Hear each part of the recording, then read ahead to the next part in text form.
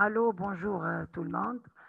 Aujourd'hui, on va traiter le TP qui nous reste en dernier, c'est le TP du rebasage. Le rebasage, comme vous avez vu le cours, pour les gens qui ne savent pas traiter le thème, vous avez trois significatifs, soit que vous avez le rebasage, soit que vous avez la réflexion des bases prothétiques, soit vous avez les remarginages des bords. Tout ça signifie le rebasage. Ça veut dire vous allez renouveler toute la surface d'appui de la prothèse. Soit vous avez beaucoup de, comme on a en introduction, la perte des qualités des prothèses nécessite parfois des réflexions qui peuvent être traitées, même périodiques. Ceci concerne le plus souvent les praticiens.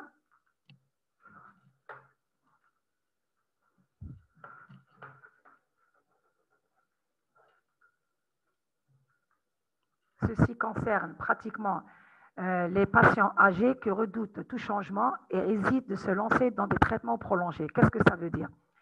Là, les patients ne peuvent pas renouveler ou refaire une autre prothèse carrément avec toutes les étapes de la prothèse. L'empreinte préliminaire, le joint périphérique, la cire d'occlusion. Qu'est-ce qu'on fait? Un patient qui se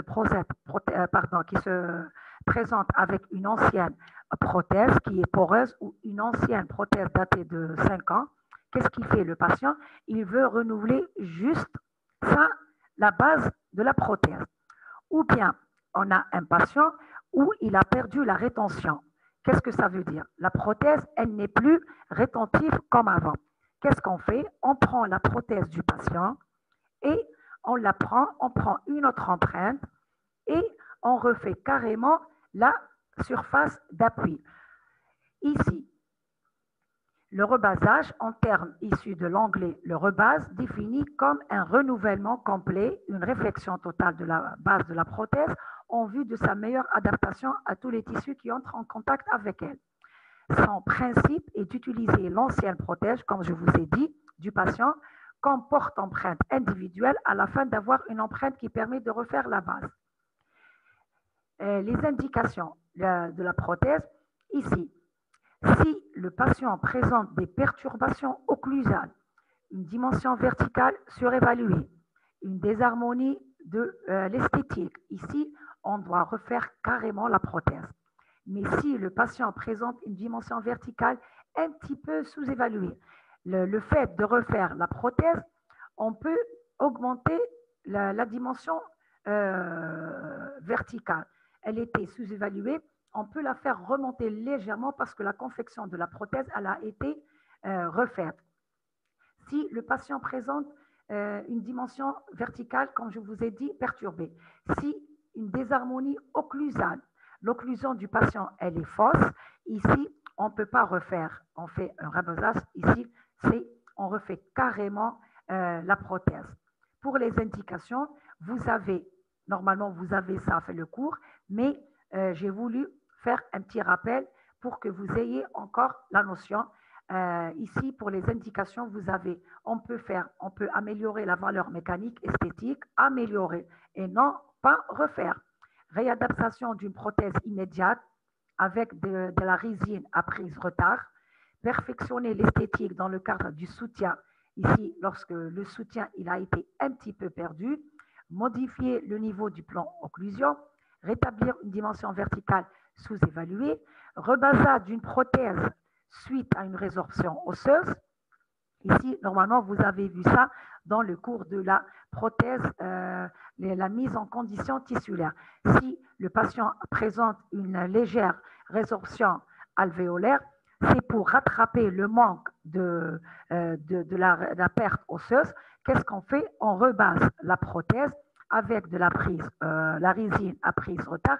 C'est pour avoir une réadaptation et un renouvellement du tissu osseux. Et on a le rebasage d'une ancienne prothèse après 5 ans ou plus. Le rebasage est envisagé lorsque le patient souhaite garder sa prothèse et non pas la refaire. Pour les contre-indications, ici, sur le plan déontologique, il ne faut pas modifier une prothèse existante sans être sûr de résultat. Là, ça veut dire la prothèse, on ne peut pas faire un rebasage lorsque la prothèse, elle est bien faite. C'est contre-indiqué de faire un rebasage. Un mauvais montage des dents postérieures, c'est contre-indiqué. Dimension verticale surévaluée, défaut de la relation centrée et un plan d'occlusion mal orienté. Ici, c'est contre-indiqué de faire un rebasage parce que dans ce cas, il faut refaire carrément la prothèse.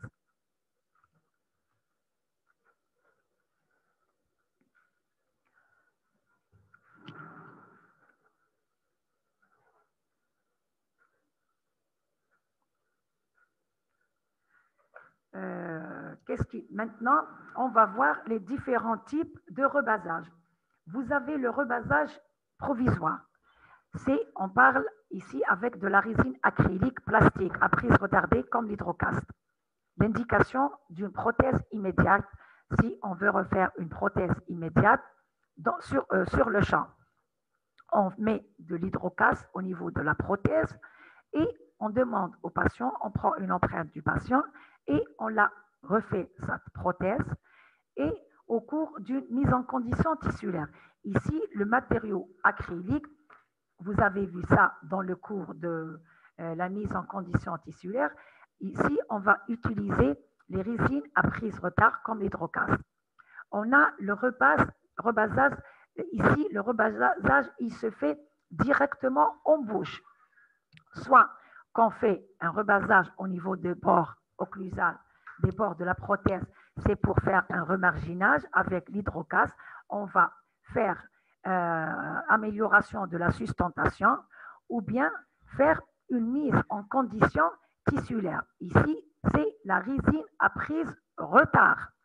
Dans le rebasage définitif, et c'est ce qu'on va traiter aujourd'hui dans l'étape de laboratoire. Ici, on a une dimension verticale sous-évaluée ou bien lorsqu'une dysharmonie occlusale n'existe pas. Ici, on va utiliser la résine thermopolymérisable. Le rebasage particulier, c'est une technique de réadaptation avec de la résine autopolymérisable sous une pression occlusale. Qu'est-ce qu'on fait? On prend l'ancienne prothèse du patient, on fait des petits pertuis, on va un petit peu enlever l'intrado, la résine existante, l'ancienne résine existante au niveau de l'intrado du patient, qu'on va rebaser avec de la résine autopolymérisable et qu'on va mettre en bouche sous la pression occlusale. Et ici, c'est l'étape aussi de la mise en condition tissulaire, c'est on refait carrément la base de la prothèse. C'est les étapes, ici, on passe au rebasage partiel. On a un rebasage partiel, c'est la réadaptation superficielle en bouche, comme je vous ai dit, avec de la résine autopolymérisable. Pour le rebasage total, vous avez la réfection totale de la base de la prothèse, c'est les résines thermopolymérisables, comme vous avez vu dans le cours de la mise en moufle. Et ici, vous avez le remarginage, c'est un remarginage réadaptation superficielle en prothèse en bouche, la résine à prise retardée, ou bien vous avez la pâte de Kerr. Ici, soit dans le remarginage, c'est lorsque la prothèse, elle présente une sous-extension. On a perdu la rétention. Qu'est-ce qu'on veut faire? Soit qu'on refait notre joint périphérique avec de la résine à prise retard, l'hydrocaste, on va remarginer que la face, que les bords de la prothèse, comme on avait fait dans le cours des joints périphériques supérieurs avec de la résine à prise retard, l'hydrocaste, juste au niveau des bords de la prothèse et au niveau de la région postérieure du palais. Ou bien, on va faire ça avec de la pâte de Kerr.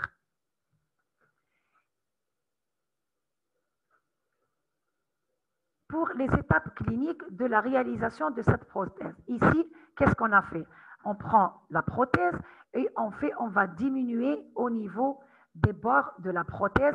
C'est pour avoir un remarginage de les bords de la prothèse.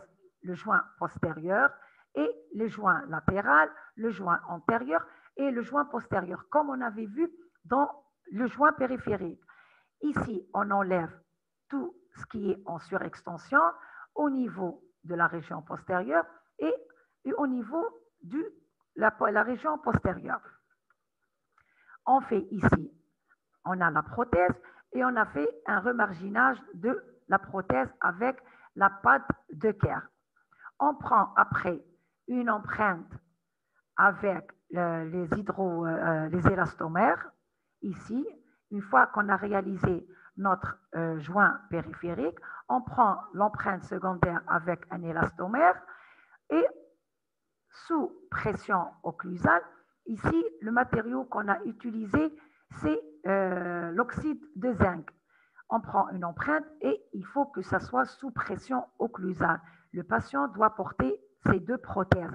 On ne peut pas prendre une empreinte secondaire, rebaser une prothèse sans que le patient soit en occlusion. Il doit fermer avec le contact des deux prothèses en bouche. Une fois qu'on a réalisé notre empreinte secondaire, qu'est-ce qu'on fait? On passe l'étape de labo. Comme il a été décrit dans le cours des empreintes secondaires, on prend l'empreinte secondaire, on fait un boxing de l'empreinte. Cette empreinte, on doit garder ces deux prothèses. On a fait le boxing, réalisation des modèles secondaires. Pourquoi on fait la réalisation des modèles secondaires? C'est pour pouvoir mettre cette prothèse dans le moufle. On remet notre prothèse dans le moufle, on fait la coulée de la partie avec la prothèse en bouche, on remet la contrepartie et on refait la coulée du modèle terminé. Une fois qu'on a on attend comme la mise en moufle, on attend carrément le durcissement du plâtre. Le matériau, bien sûr, le moufle, il doit être vaseliné, les dents vaselinées. Ici, la région de la prothèse, la surface polie de la prothèse doit être vaselinée. Tout le modèle ici doit être vaseliné. On récupère, on ouvre, on met notre prothèse dans l'ébouillantage. Pourquoi on met l'ébouillantage? 15 minutes, c'est pour pouvoir ramollir la pâte de Kerr. Une fois que la pâte de Kerr elle a été ramollie, on ouvre notre moufle, on retire notre prothèse, on élimine l'empreinte secondaire, les élastomères, on élimine la pâte de Kerr et on récupère notre prothèse. Qu'est-ce qu'on a? On a le modèle de la prothèse. Une fois qu'on a récupéré notre prothèse, on a l'empreinte secondaire. On a l'empreinte des dents dans la contrepartie. On récupère notre prothèse. L'étape importante qu'on doit faire, c'est ici. Regardez. Ici, on va éliminer toutes les dents. On va faire un phare à cheval, on récupère l'empreinte des dents et on garde une légère partie de la résine. Ici, les dents, la prothèse, elle a été confectionnée avec des dents en résine.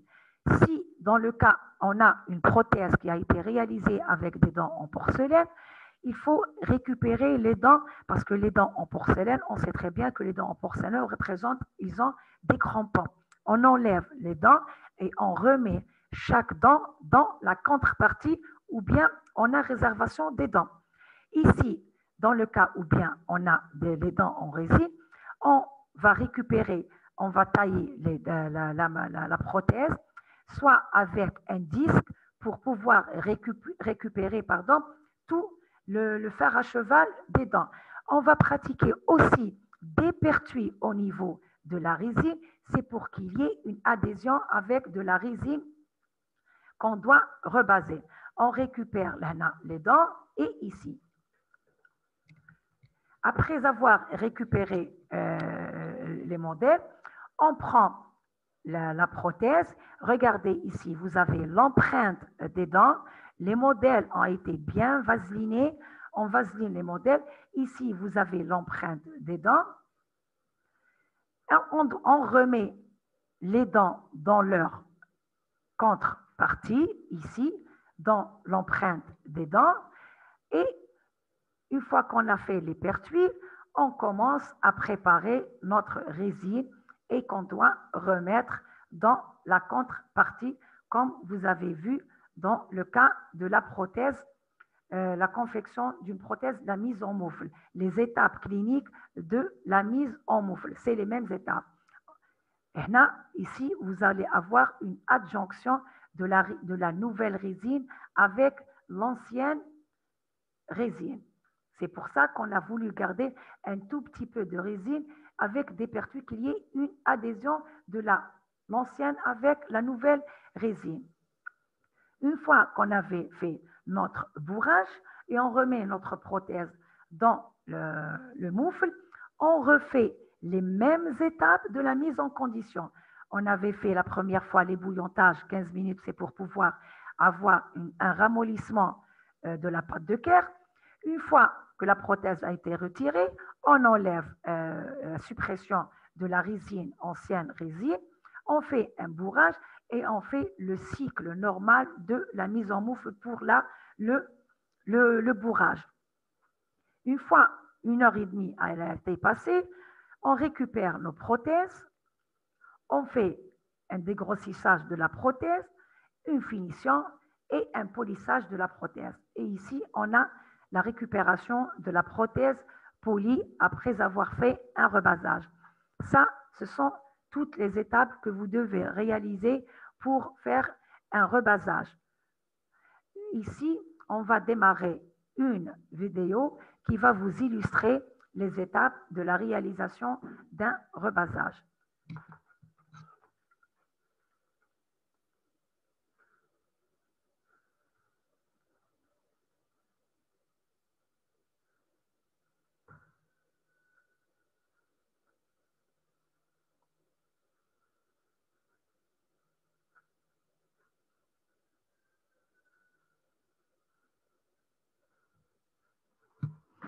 Ici, on va faire un petit récapitulatif. On a réalisé le rebasage avec un élastomère. Comme je vous ai montré, on fait un boxing pour obtenir un modèle de travail. Ici, avec, bien sûr, avec la pâte de Kerr et l'empreinte secondaire.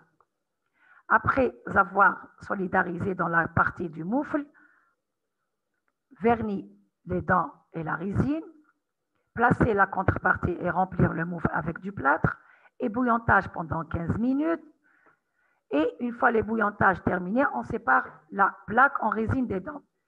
Ici, c'est un petit récapitulatif de ce que vous avez vu. Hein. Le vernis de la partie et la contrepartie, l'empreinte des dents, le vernis des modèles, enlever toute la résine reliée par des pertus de rétention,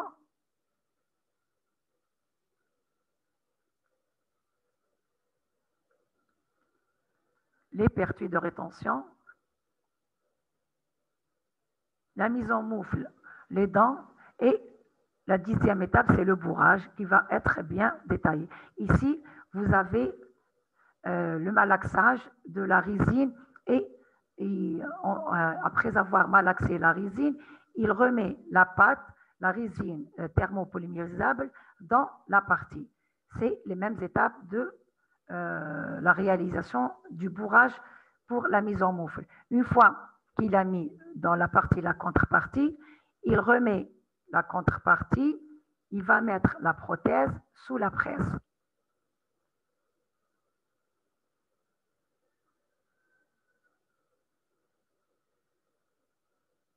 Il remet les deux moufles sous la presse, c'est pour pouvoir faire l'élimination de tous les excès de la résine au niveau du moufle.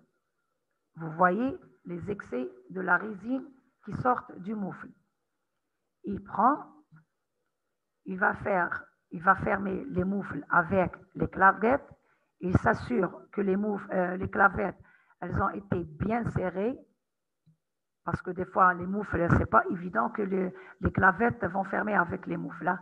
Comme là, c'est une étape en clinique, c'est on travaille avec les moyens à bord quand on a en clinique. Là, il va serrer les clavettes, il élimine et il ferme les clavettes. Il doit être sûr que les clavettes ont été bien insérées. La cuisson pendant 1h30. Ici, c'est une technique, ça n'a pas été décrit dans la littérature, mais pour être sûr qu'il n'y ait pas de fusée d'eau dans les moufles, ici, il met les moufles dans un sachet pour s'assurer qu'il n'y a pas pénétration d'eau, pour qu'il n'y ait pas une perturbation au niveau de la résine. C'est pour éviter toute porosité.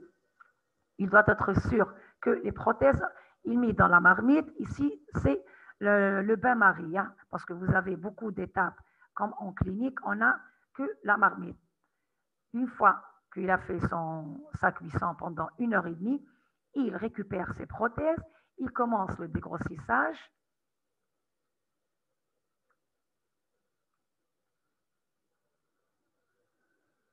Ici, il doit éliminer toute trace de plâtre, dégrossissage et finition, polissage et lustrage. Et vous avez ici votre prothèse finie, polie. Ce sont toutes les étapes de la confection du rebasage pour une prothèse. C'est le rebasage que vous devez faire en clinique. Comme ça, c'est un rebasage total. Je vous remercie pour votre attention.